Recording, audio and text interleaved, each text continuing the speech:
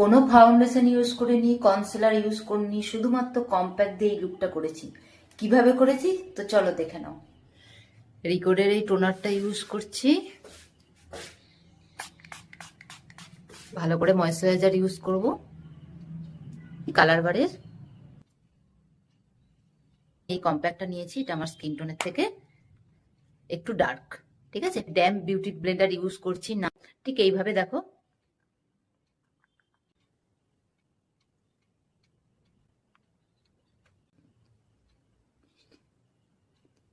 এরপর আমি নিচ্ছি আমার স্কিন টোনের সঙ্গে ম্যাচ করা একটা কম্প্যাক্ট। পাপ দিয়ে অ্যাপ্লাই করলে হবে না, আমাদের বিউটি ব্লেন্ডার দিয়ে অ্যাপ্লাই করতে হবে, এবং বিউটি ব্লেন্ডারটা যেন ড্যাম্প বিউটি ব্লেন্ডার হয়। কন্টুরিং, এবারে ব্লাসার,